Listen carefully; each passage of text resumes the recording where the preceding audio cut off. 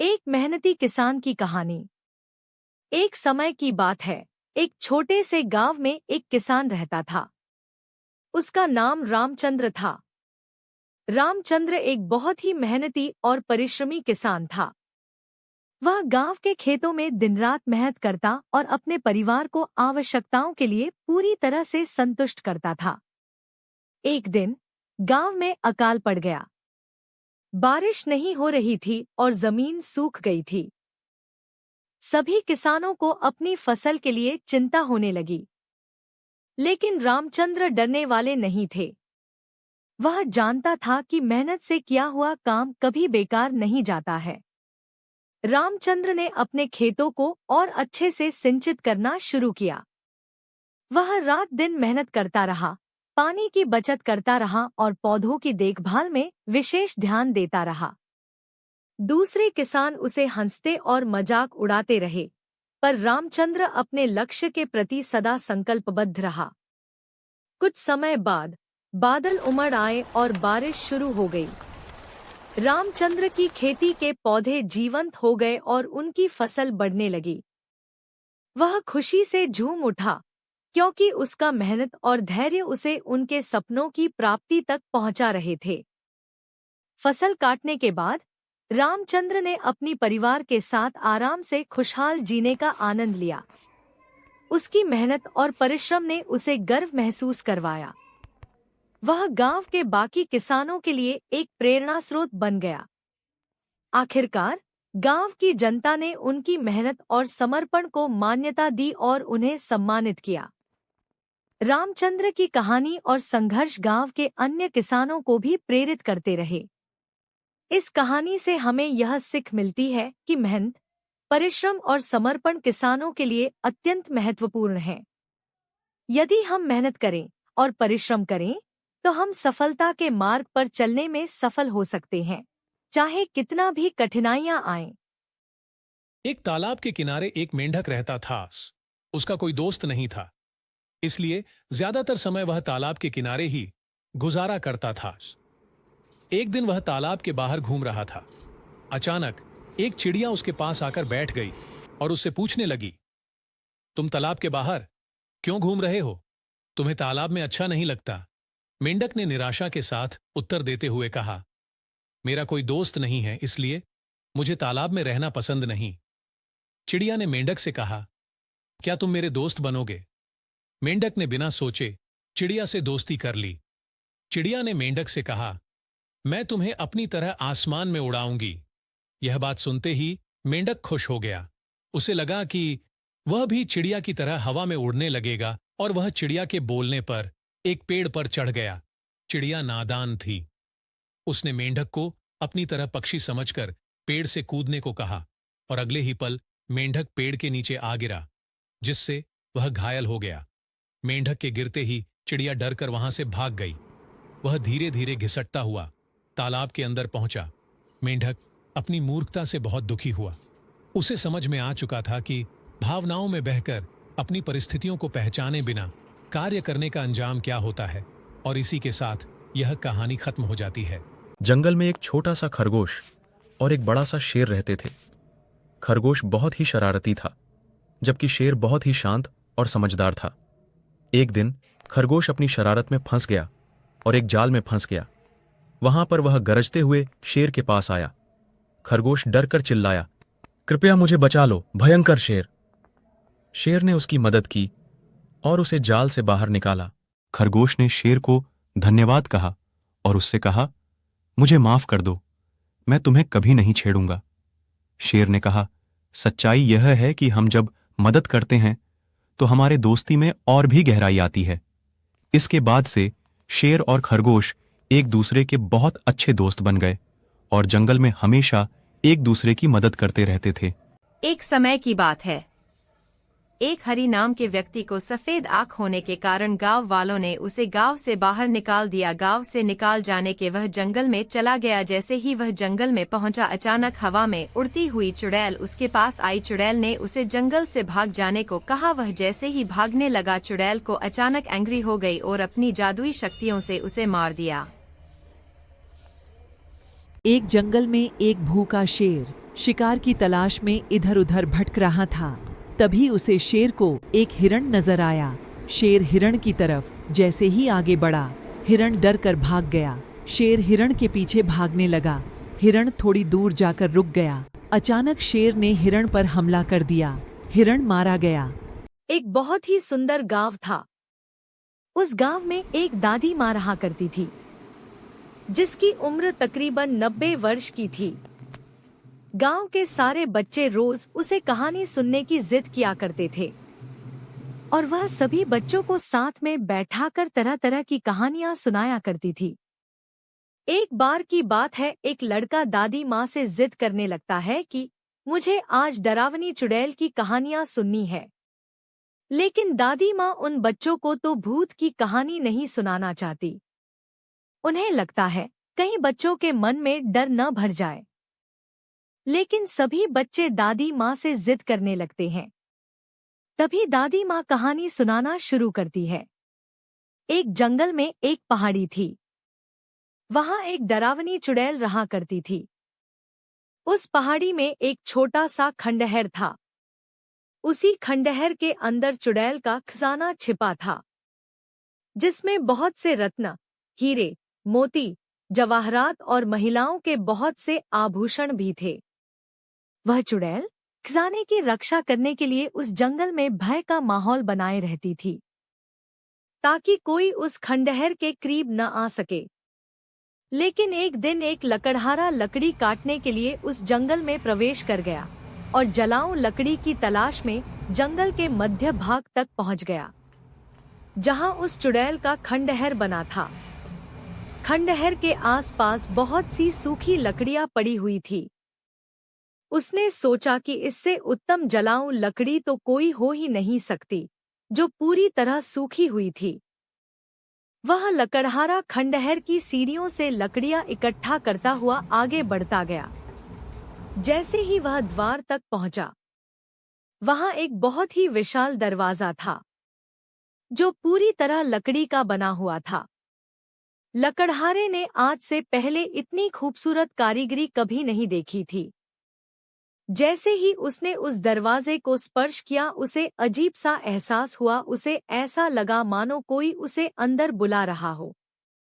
मदहोशी की हालत में लकड़हारा अंदर प्रवेश कर गया। खंडहर के अंदर जाते ही उसकी आंखें चकाचौंध हो गई। बड़े बड़े मिट्टी के बर्तनों में अशर्फिया, सिक्के और हीरे जवाहरातों का भंडार था। लकड़हारे ने आज से पहले इतनी दौलत कभी नहीं देखी थी। स्वाभाविक है, कोई भी इंसान इतना बड़ा खजाना देखकर चकाचौंध ही होगा।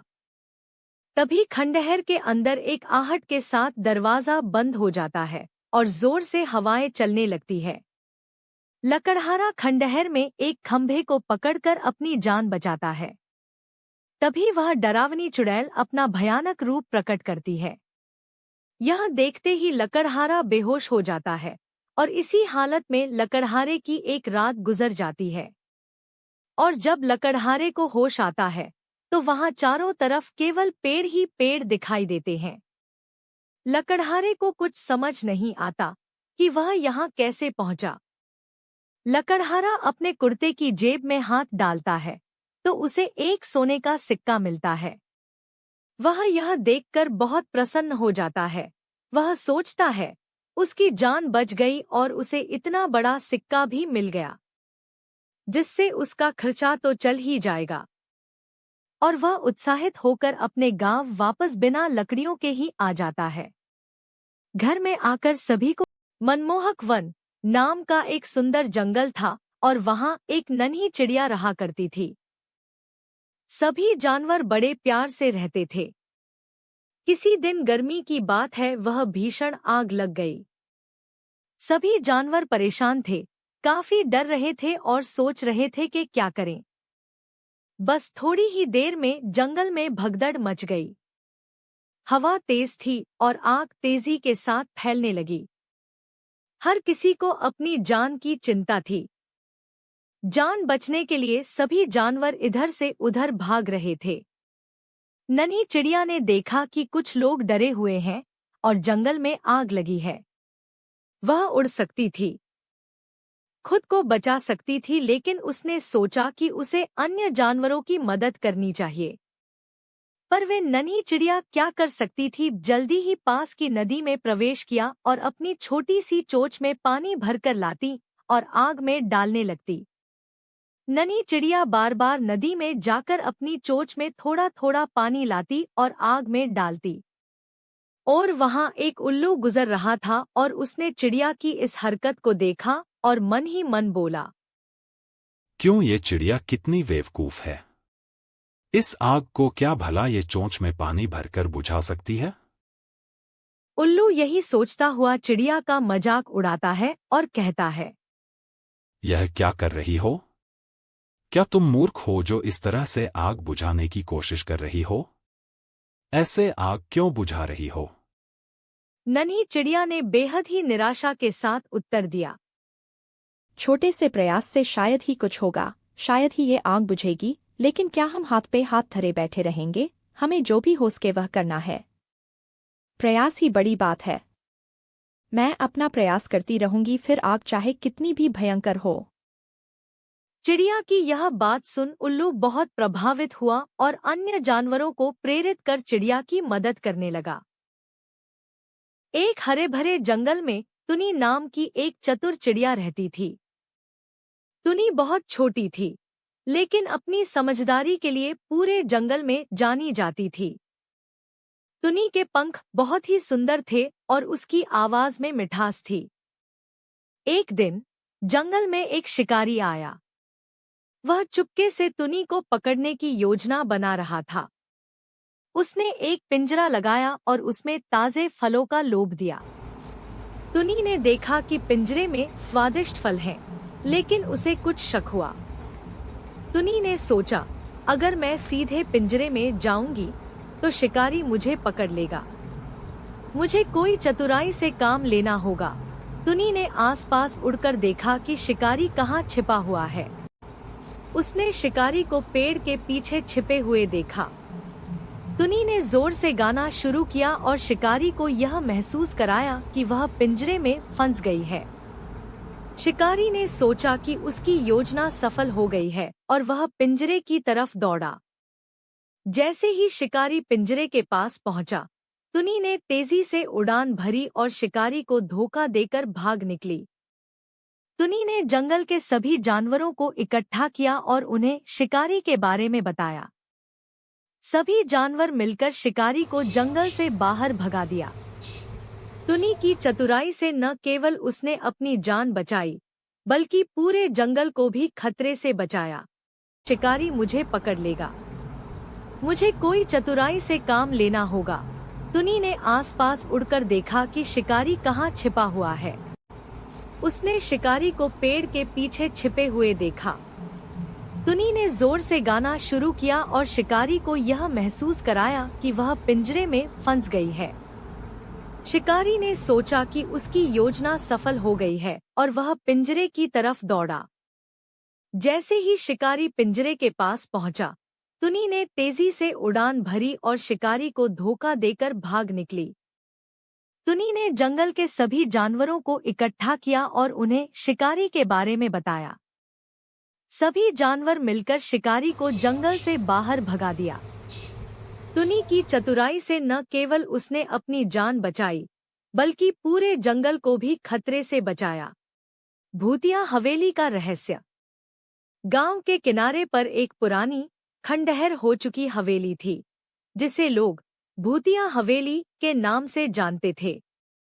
हवेली के बारे में कई कहानियां प्रचलित थीं, लेकिन सबसे डरावनी कहानी थी एक लड़की की, जिसकी आत्मा वहां भटकती रहती थी। एक दिन शहर से एक परिवार गांव में आया। वे इस हवेली को खरीदने के लिए उत्सुक थे, क्योंकि इसकी कीमत बहुत कम थी।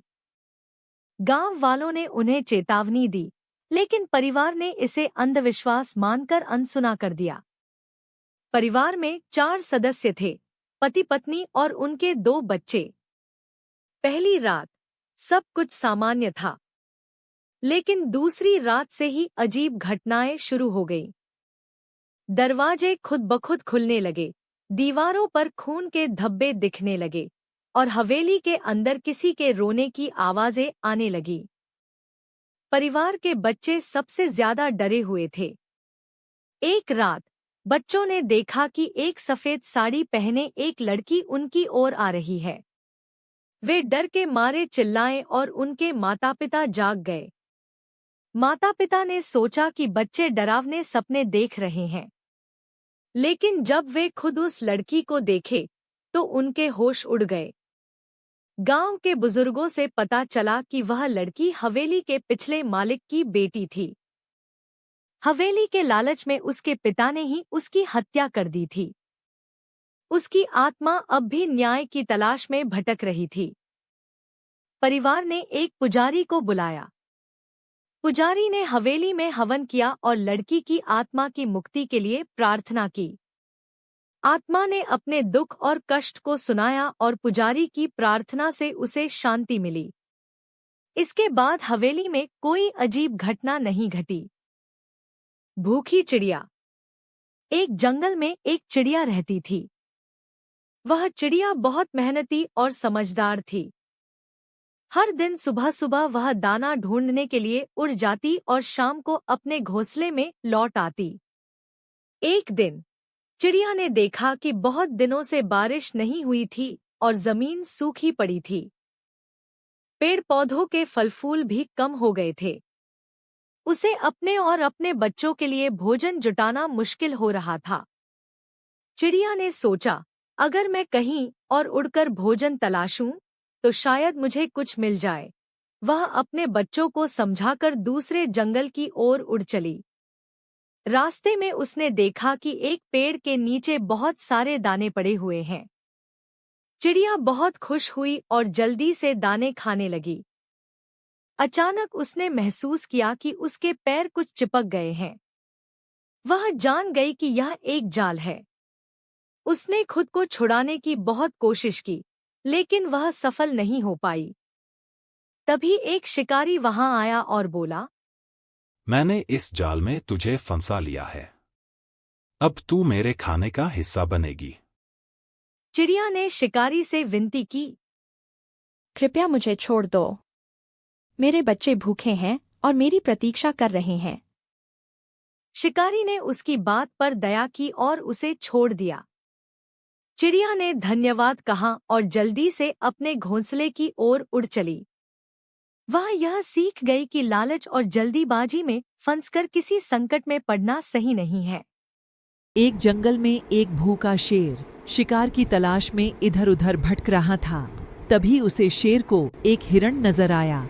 शेर हिरण की तरफ जैसे ही आगे बढ़ा, हिरण डर कर भाग गया। शेर हिरण के पीछे भागने लगा। हिरण थोड़ी दूर जाकर रुक गया। अचानक शेर ने हिरण पर हमला कर दिया। हिरण मारा गया। एक समय की बात है। एक हरि नाम के व्यक्ति को सफेद आंख होने के कारण गांव वालों ने उसे गांव से बाहर निकाल दिया। गांव से निकाल जाने के वह जंगल में चला गया। जैसे ही वह जंगल में पहुंचा, अचानक हवा में उड़ती हुई चुड़ैल उसके पास आई। चुड़ैल ने उसे जंगल से भाग जाने को कहा। वह जैसे ही भागने लगा, चुड़ैल को अचानक एंग्री हो गई और अपनी जादुई शक्तियों से उसे मार दिया। नमक का मुकाबला।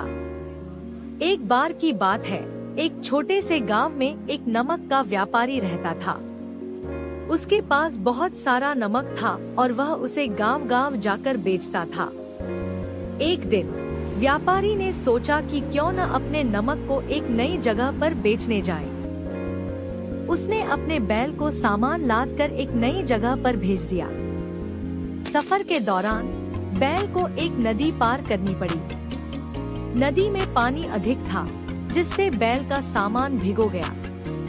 नमक पानी में घुलकर गायब हो गया और बैल को सामान हल्का लगने लगा। जब व्यापारी को यह बात पता चली, तो उसने सोचा कि अब बैल से नमक की कीमत कम हो जाएगी। लेकिन व्यापारी ने देखा कि बैल अब और भी अधिक मेहनत करने लगा, क्योंकि उसका काम आसान हो गया था। फिर व्यापारी ने सोचा कि यह तो एक अवसर है। जो कुछ नमक गायब हो गया, वह कम नहीं है। व्यापारी ने बैल से कहा, देखो, तुमने मेरी मदद की है और अब मैं तुम्हें और मेहनत करने के लिए कहूँगा। बैल ने समझाया कि अगर नमक का वजन घट सकता है तो मेहनत भी कम हो सकती है। व्यापारी ने इससे एक बड़ा सबक सीखा। असली मूल्य वही है जो किसी वस्तु या व्यक्ति के प्रयोजन को सही तरीके से समझे और उसका सम्मान करे।